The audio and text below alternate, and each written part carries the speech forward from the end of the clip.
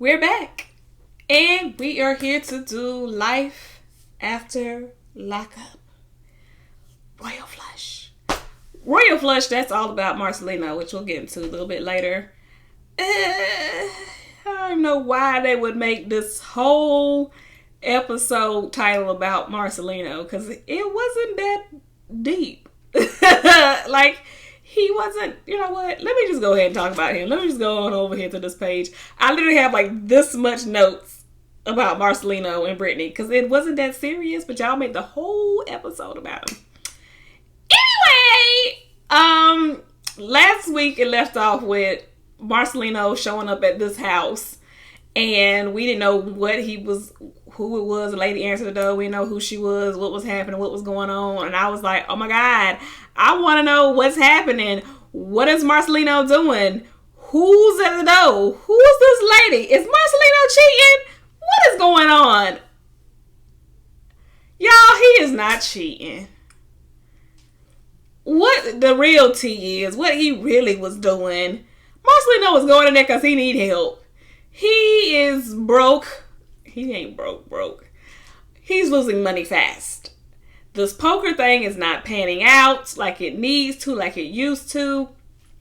So he went to get some help. And that's who the lady was. She's like a poker coach. So he went to her house. She's supposed to be training him, helping him to learn how to play poker. But the thing is, it was like $200 he had to pay or whatever to get these lessons. So, yeah, that's where he was. The problem was, he lied to Brittany. He told Brittany that he was going to go play poker with his cousin James. But James gonna call the house on some, I'm looking for Marcelino, where is he at? So, of course, like a wife would do, hello, where are you? But he doesn't answer the phone because he's over here trying to learn how to be a better poker player so that he can win. Now, the coach did give him some good advice as far as she kind of basically told him, like, as long as you keep lying to yourself about how bad you're playing, you're not going to get better at this. And I feel like she kind of low-key told him, like, this is a hobby, not a lifestyle. And she was like, I can't coach you into being like a world famous poker player. Like, I can't coach you into that. So, yeah. Marcelino's going to have to answer to this when he gets home because Brittany knows that you were somewhere that you were not supposed to be because you lied. So, we'll find out next week how that ends up. I thought for sure that we were done with Cheryl and Josh. But for some odd damn reason, they still found their way across the television screen. So Cheryl and punk ass Josh was still on my screen. And I'm upset. Because I'm upset because I feel like they're going to try to make them still be on the show. And I just don't want to. I don't want it. I don't want them. I mean, it literally showed them separate. And I'm like, so why? Please don't bring them two back together. Anyway, it shows Cheryl. She in Michigan. She with her dad. And then it showed Josh. He over here talking about he's working and, he's still at his mom's house and he's trying to save up so they can get his own place. He now realizes how hard it is out here for working class people. Duh. Why you thought you was committing crimes? Because apparently it wasn't easy for you to get a job and work for your money. That's why you was out here robbing people. Anyway, Cheryl made the comment she realizes that Josh was just using her while he was in jail. Now that he's out, excuse me, he no longer had a need for her. And that's why he was acting the way he was acting. And she, of course, her feelings was hurt. She said, but she's gonna move on and find another inmate. Girl, I mean, do you have a problem finding somebody that's not in jail? Do you need somebody that's locked up? What's the problem? I don't want an inmate. I want somebody that is freely available, readily available, that I can call anytime I want. Girl, maybe that's her calling in life. I don't know. I wouldn't be able to do that. That's just too much for me. Angela and Tony, they still on here talking to them too. Angela and Tony, only thing I can say that they literally all they did. Angela, what did I say? I said Angela she keeps a cigarette in her hand. Every time I see Angela, she either chain smoking at that table or she out somewhere with a cigarette in her hand. But Tony did a surprise dinner for her in the backyard, and he made like a nice little scenery to make it look like a bar area for her. He was like, I couldn't go to the bar with you, so I brought the bar here to you. So it was a nice gesture. He's trying to get off probation at the house. That's what he's trying to do. He's trying to ease his way into not having to be on lockdown so much, to get off and under some of these rules that he's under. They went wedding shopping. That's about all they did. Tracy and Clint, let Tracy go. I thought Tracy was out getting high somewhere. She probably is, but she had called him still upset because she don't want to go to rehab. She's like, I don't want to go to rehab. You still trying to go to rehab? Then this is not going to work. Then she said, can she come to the house to get her drugs? So she had some drugs stashed in a drawer. She told him where it was. Clint was like, I thought that you kept that stuff on you, like kept the drugs on you. He said, I don't want to be a part of this. I'm not doing this. So he took the drugs and flushed them down the toilet and called his mom and told his mom, what was going on, where she was. Well, not where she was, that she was gone, and that he needed her, like his mom's help at this point, needed somewhere to stay. He just didn't want to be in that house knowing that she had drugs in the house. The reason why he didn't want to be in that house knowing that she had drugs in the house is because he was probably afraid that he might come across some other drugs once them cameras stop, and he would get a hold of them. Clint is using drugs too. Clint is a user too, and he didn't want to be around that. And I'm not mad at him for that. I'm glad that he was strong enough to call somebody and tell them, I need to get away from this house. Now, Andrea and Lamar, they had left off with Andrea all upside Lamar's head when she seen them condoms in his jacket. Lamar told her that was not his. Of course, he's not going to own up to condoms.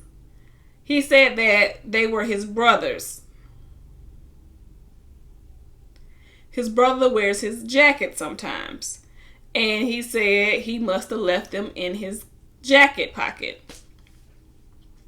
So Lamar calls his brother on speakerphone and tells him, he's like, hey, bruh, when you wore my jacket, did you leave something in my pocket? He said, what you talking about? Now, when he said that made me a little leery, like he lying. Lamar is lying, like those are yours. He was like, no, I'm getting cussed out because you left some stuff in my pocket. Did you do something when you had my jacket on? Was you out somewhere? And then his brother did say that, oh yeah, I did leave some condoms. He said, what kind were they? He said they was the gold wrapper. This is the thing. Most men like to get Magnum condoms because they all like to be like, oh, I wear the gold wrapper because that's the big ones. So I'm not surprised that he knew which ones was in there, because it's not like somebody's over here saying, I got some Durex condoms in there. Like, they're not going to say the other brand other than the gold wrapper. Nonetheless, Andrea thought about it, and she believed Lamar because she said she had seen his brother wear the jacket before. that was his only saving grace, basically, at that point, was because she said, had it not been that I remember seeing you with it on before, you almost got your brother in a whole lot of trouble. He was about to lose his family and everything. So she calmed down. She apologized for it. And that was the end for them. So I'm glad. I really do still want to see where they're going to go, because they still have they still got issues. I ain't going to say unresolved. They just still got a lot of issues. Now, Lacey, Shane, and John.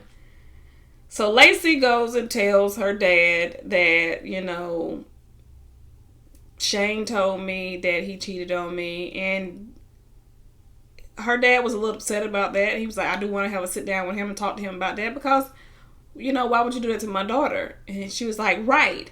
She said, well, also, I'm talking to John again. And he was like, now, why would you do some dumb like that? Right. She was like, well, Shane cheated on me. He's like, these one doesn't have anything to do with the other. And she was like, well, my heart and my head. And he said, listen, get your head out your ass and get your heart focused on these kids. That's what you need to be doing. She was like, my heart is on my kids. I do take care of my kids. Lacey, you missing the whole point of what your dad is trying to say. You're about to make another dumb mistake. Why would you mess with this man? Like he said, you're going back to a drug addict. Like, why would you want to even do that? Why are you even... I don't have anything for Lacey.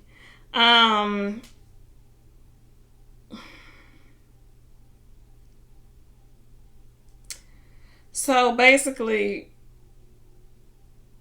at this point, I just don't. Lacey doesn't believe that Shane... I guess she's really just... She's like a little teenage girl at this point. Oh, I'm just gonna go on and do the other guy now because I don't want to be mature and handle my issues at home.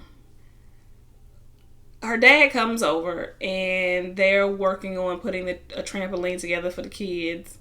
And her dad is talking to Shane and was like, so I did hear about you cheating. And he said, so what happened? And he told him, I was not in the right state of mind. It was a mistake. And her dad was like, was this a one-time mistake?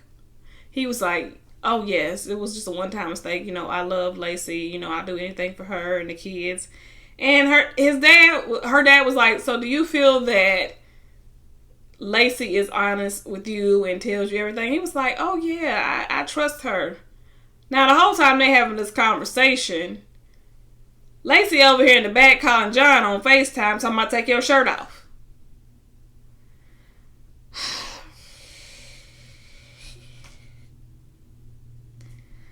Lacey's over here like, I don't believe nothing Shane's doing right now. He's just doing this nice guy routine with my dad because he doesn't have anywhere to go. Like, he's only doing all this stuff like he was using me. Like, he didn't really love me. No, I believe Shane really did love you. I believe he really does love you. Shane does have family. He doesn't have to be there. He could go and be with his family. He does not have to be there with you. But she's too dumb right now to realize that. Now the last threesome. Michael, Sarah, and Maria, because Megan's a non-factor right now.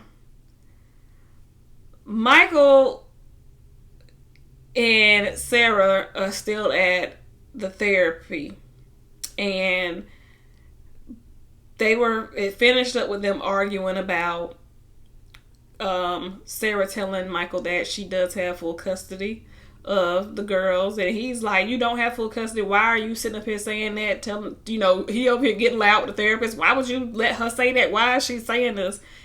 And she's trying to calm the situation down, like, Michael, can you sit down? Can we talk about this? Can we talk through this so that you can understand what's happening? Because I don't think he fully understood what was happening.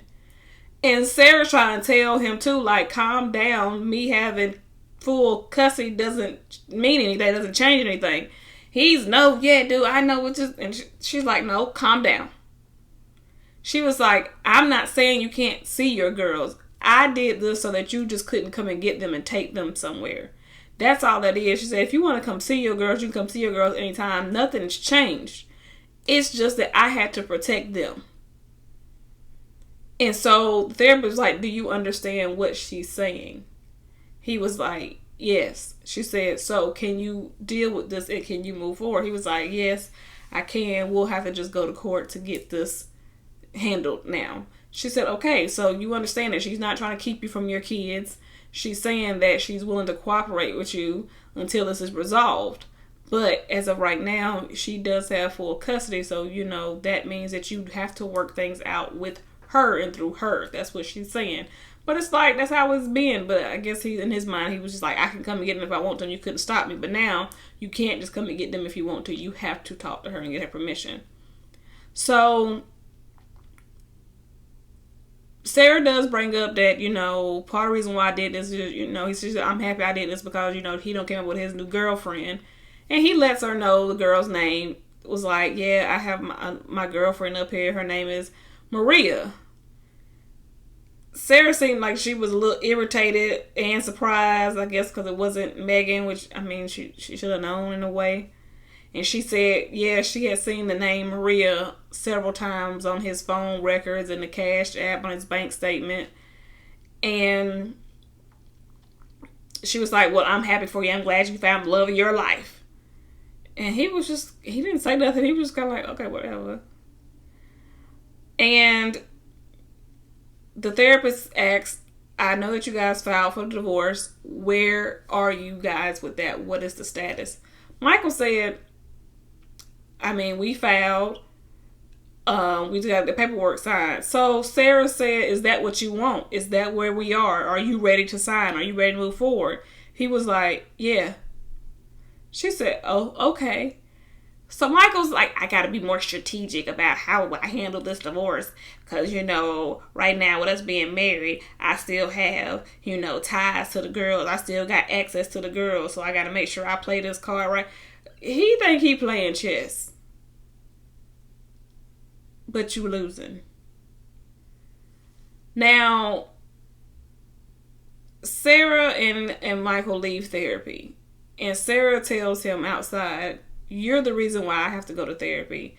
You're the reason why I have to take, Aviana to therapy. I go to therapy because I have to work out all my issues that I have with you, from being in a relationship with you, from having to co-parent with you. You're the reason why I have to go to therapy. And she was like, I don't know how to deal with this.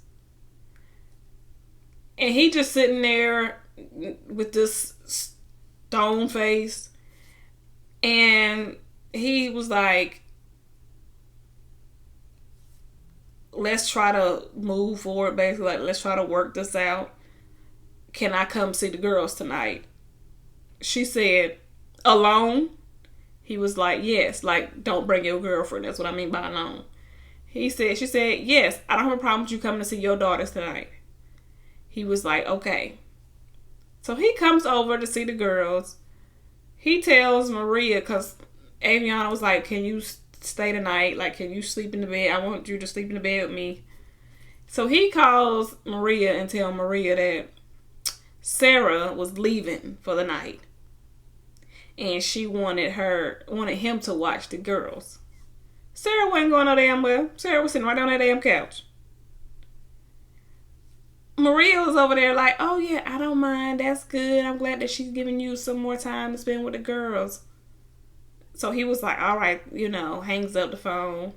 He goes in the house. He puts Aviana to bed. And, Maria's over there at the hotel all happy like, I trust Michael. I know that he wouldn't lie to me. I know that relationship over there with Sarah is over. She needs to understand that, and she's just going to have to accept that I'm the new woman in his life. Girl, I don't know why you think that you so special, but for some reason you think that you the ultimate prize for some reason, whatever reason, but you are not. You're not that special. Like, you just another notch, another Cash App name in the list. So once he puts the girls to bed, they sit down, and Sarah's like, okay, so are we going to be able to continue to do this? Like, I don't want you just to come in now and then, tomorrow you be gone and then we start this whole cycle all over again. And he's kind of like, no, I don't want to do that. I want to be there for my girls and blah, blah, blah. And she was like, okay, I'm about to fix me a drink. You want one too? He was like, yeah. So she gets up and she's like, I don't care nothing about that other girl, Maria. She don't understand. She don't know, but Michael is still my man. Why is you fighting over a man or claiming somebody who just dogged you out outside, called you all kind of names, talked about you, your character, cheated on you, and everything else? Why would you want somebody like...